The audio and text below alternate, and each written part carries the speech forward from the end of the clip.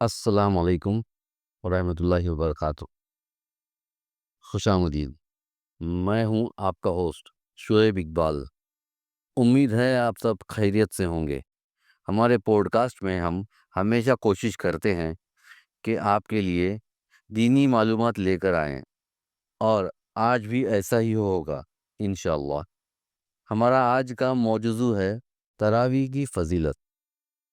آج کے ہمارے مہمان خصوصی حافظ عبدالصمد محمدی ہیں۔ پہلے ہم اپنے مہمان خاص حافظ عبدالصمد محمدی کا استقبال کرتے ہیں انشاءاللہ۔ ان کے ذریعے آج ہم اپنے علم میں اضافہ کرنے کی کوشش کرتے ہیں۔ تو چلے آج ہمارا موضوع کے اوپر پہلا سوال: کیا تراویح کی نماز با جماعت پڑھنا افضل ہے؟ گرچہ تراویح کی نماز تنہا پڑھنا بھی جائز ہے، مگر اسے جماعت کے ساتھ ادا کرنا تنہا پڑھنے سے افضل ہے، اس لیے کہ اللہ کے رسول صلی اللہ علیہ وسلم نے اسے باجماعت پڑھائی ہے، اور باجماعت پڑھنے کی فضیلت اپنے زبان مبارکہ سے بھی بیان فرمائی ہے۔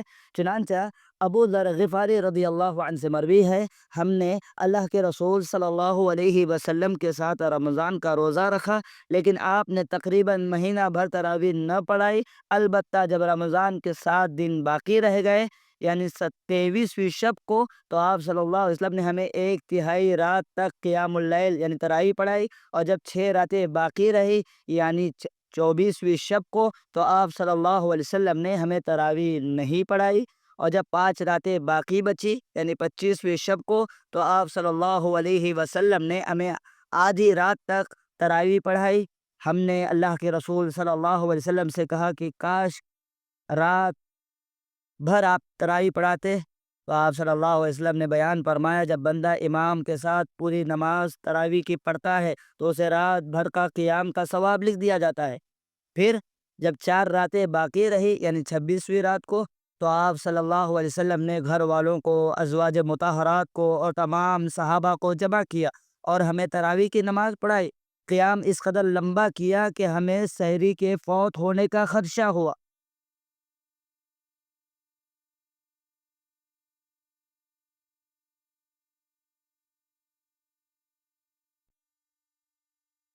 میرا آپ سے دوسرا سوال یہ ہے: تراویح کی نماز کتنی رکعت پڑھنی چاہیے؟ صحیح حدیثوں سے تراویح وطر سمیت 11 رکعت پڑھنا ثابت ہے۔ 8 رکعت تراویح اور 3 رکعت وطر، جیسا کہ صحیحین میں ہے۔ حضرت عائشہ رضی اللہ عنہا سے مروی ہے، ان سے سوال کیا گیا کہ اللہ کے رسول صلی اللہ علیہ وسلم رمضان میں تراویح کتنی رکعت پڑھا کرتے تھے؟ تو حضرت عائشہ رضی اللہ عنہا نے جواب دیا تھا کہ آپ صلی اللہ علیہ وسلم رمضان ہو یا غیر رمضان ہو، 11 رکعت سے زیادہ نہیں پڑھا کرتے تھے۔ میرا آپ سے تیسرا سوال یہ ہے: کیا تراویح کی نماز میں عورتیں شریک ہو سکتی ہیں؟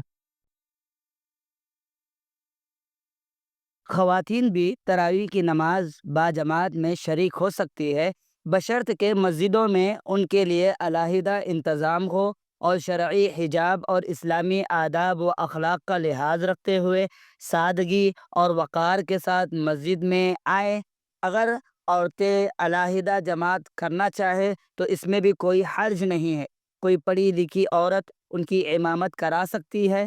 مخصوص حالات میں مرد بھی عورتوں کی مستقل جماعت کی امامت کرا سکتے ہیں، جیسا کہ طبرانی کی حدیث ہے، حضرت ابی بن کعب رضی اللہ عنہ نے اپنے خاندان کی خواتین کی امامت کرائی تھی۔ اور میرا آپ سے یہ آج کے پوڈ کاسٹ کا آخری سوال یہ ہے: تراویح کی نماز میں قرات کیسی کرنی چاہیے؟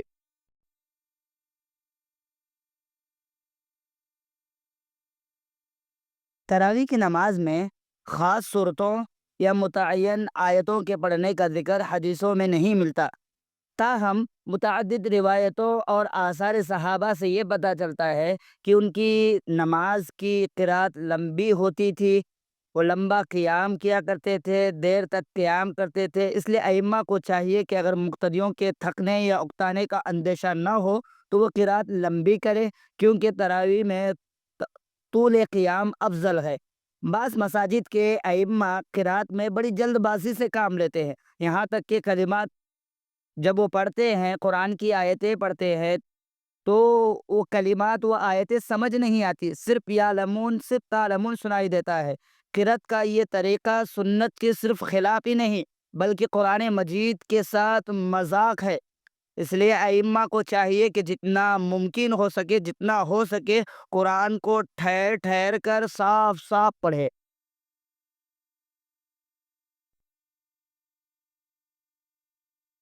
شکر ہے، آج کی گفتگو بہت ہی علم میں اضافہ کرنے والی رہی، اور آج ہمیں بہت کچھ عمل میں لانے والی چیزیں سیکھنے کو ملی۔ اگر آپ کو یہ پروگرام پسند آئے تو ہمیں ضرور بتائیں، اور کمنٹ کے ذریعے اپنی رائے ضرور دیں۔ اگر آپ کے ذہن میں کوئی بھی سوال ہو تو ہمیں ضرور بھیجیں، تاکہ ہم اپنے اگلے پروگرام میں ان پر بات کر سکیں انشاءاللہ۔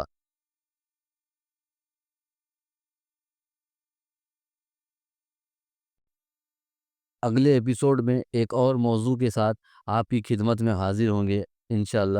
تب تک کے لیے خوش رہیں۔ اللہ حافظ۔ السلام علیکم۔